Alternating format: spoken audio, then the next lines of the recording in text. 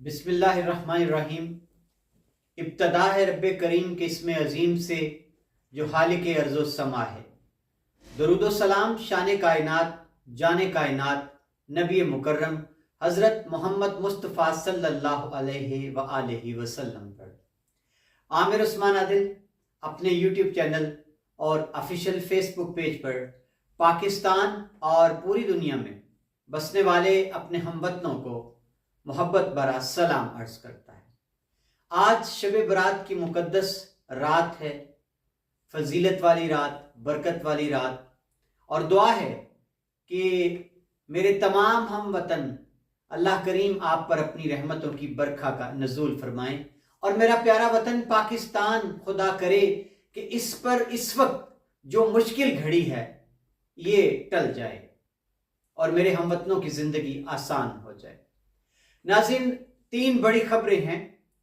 कि इमरान खान ने चौधरी परवेज़ इलाही को उनकी बेमिसाल कुर्बानी के सिले में पार्टी में क्या बड़ा ओहदा दे दिया है। आज बाकायदा तौर पर इसका नोटिफिकेशन जारी कर दिया। और दूसरी बड़ी खबर, चौधरी वजाहत हुसैन बिलाखिर अदालत पहुंचे हैं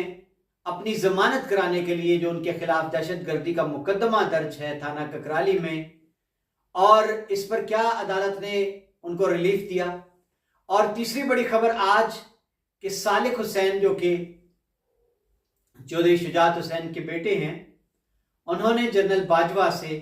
क्या बड़ा मुतालबा कर दिया। नाज़रीन, ये तीन बड़ी खबरें हैं जिन पर आज मैं आपकी नजर ये वीडियो करने जा रहा हूं। सबसे पहले, चौधरी परवेज़ इलाही ने कुछ दिन पहले बाकायदा तौर पर पीटीआई में शमूलियत इख्तियार कर ली थी।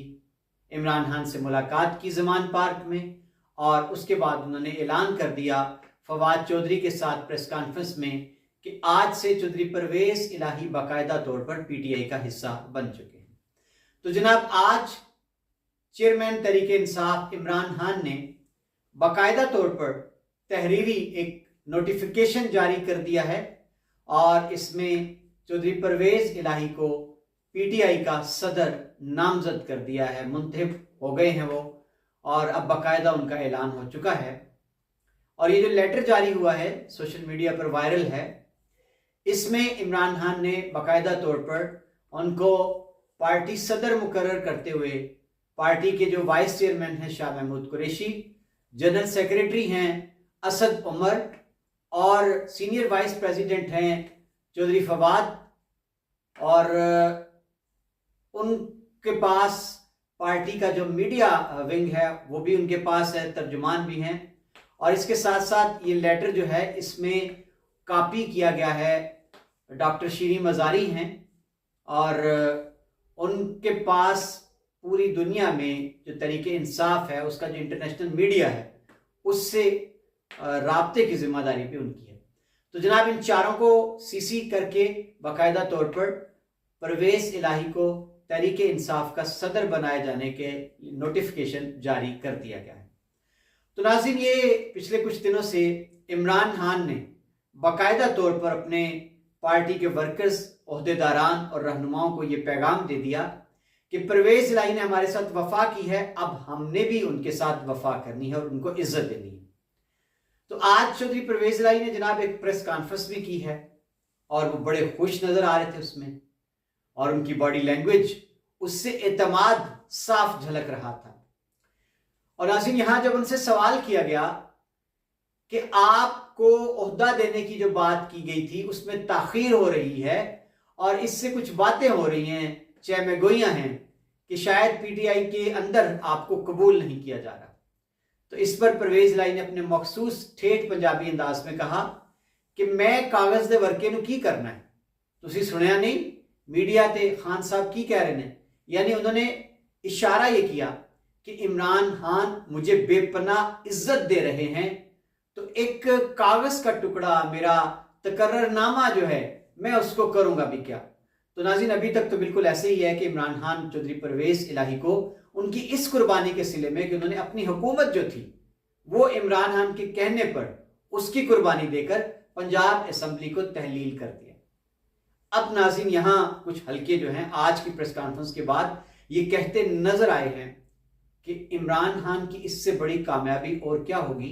कि चौधरी परवेज इलाही जैसा बंदा, जिसकी सारी सियासत जिस घराने की एंटी इस्टेब्लिशमेंट नहीं, इस्टेब्लिशमेंट के साथ रही है, प्रो इस्टेब्लिशमेंट रही है, ऐसे बंदे को अगर इमरान खान ने ला खड़ा किया है मुक्तदर हलकों के सामने, तो ये जनाब इमरान खान की जीत कही जा रही है उनके बयानियों की। अब जनाब दूसरी बड़ी खबर है आज की, चौधरी वजाहत हुसैन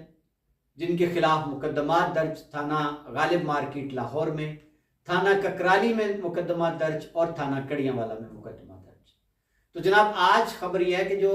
गुजरात में उनके खिलाफ मुकदमात हैं उनके लिए वो अब लाहौर हाई कोर्ट में पेश हो गए हैं और उन्होंने प्रोटेक्टिव बेल, जी हां,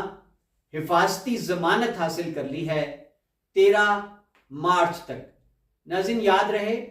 हिफाजती जमानत जो है वो मुल्जम या जिसके खिलाफ कोई मुकदमा कहीं भी दर्ज होता है, वो अपनी नज़दीकी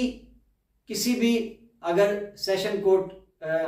में मुकदमा उसका आता है, उसके दायरे समात में किसी थाने में जो दर्ज होता है, तो वो किसी भी बड़ी अदालत से रिलीफ ले सकता है, प्रोटेक्टिव बेल करवा सकता है, हिफाजती जमानत ले सकता है, जिसका मतलब ये होता है कि उसको अपने मुतल्लिका जिले तक, अपने मुतल्लिका जो थाना है उसकी जुरिस्डिक्शन जिस अदालत में पड़ती है वहां तक वो जा सकता है बाहिफाजत जमानत के हसूल के लिए, क्योंकि असल मुकदमा तो जिस थाने का होता है उसका जो मजिस्ट्रेट होता है या जो अदालत होती है वहीं से उसको जमानत लेना होती है। प्रोटेक्टिव बेल का मतलब ये होता है कि पुलिस इसको उस अदालत में जाने तक, जमानत के हसूल तक गिरफ्तार नहीं कर सकती, ये मतलब होता है। तो जनाब अब चौधरी वजाहत हुसैन जो हैं उनको 13 मार्च तक जमानत मिल गई है, हिफाजती जमानत। अब लामहाला वो गुजरात में पेश होंगे और वहां जो थाना कड़ियांवाला में उनके खिलाफ FIR है, थाना ककराली में FIR है, उसके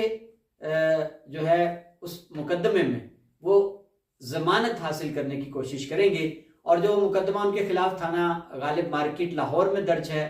उसमें उन्होंने पहले ही इसको चैलेंज कर रखा है लाहौर हाई कोर्ट में क्वैशमेंट के लिए। नाज़रीन यहां मैं अपने सुनने वालों के लिए, देखने वालों के लिए मुख्तसरन ये बताता चलूं कि थाना ककराली में जो वाकया पेश आया था सिविल अस्पताल में, जब चौधरी वजाहत हुसैन के फर्जंद चौधरी मूसा इलाही फीता काटने गए थे, वहां एक तनाजा बढ़ गया हजूम का और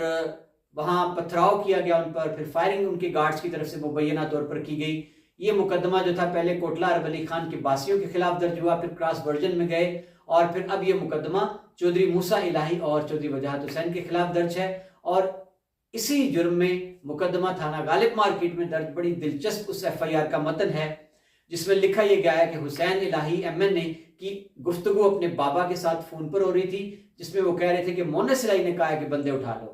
और एक खातून गायब कर देंगे, MNA जो कि काफ लीग की मखसूस नशिस्तों पर हैं। तो जनाब ये फोन सुनने के बाद मूसा इलाही फिर कोटला आ गए और उनके हमरा गार्ड थे, मुसल्ला लोग थे दर्जन भर, और उन्होंने कोटला के लोगों को अगवा करके अपने साथ ले जाने की कोशिश की और उन पर फायरिंग की निहत्ते अफराद पर। ये जनाब 780A का पर्चा थाना गालिब मार्केट में दर्ज हो गया। और जो तीसरी FIR वजाहत हुसैन के खिलाफ दर्ज थाना कड़ियांवाला में, वो नून लीग के जो रहनुमा हैं चौधरी मोहम्मद अली गुज्जर,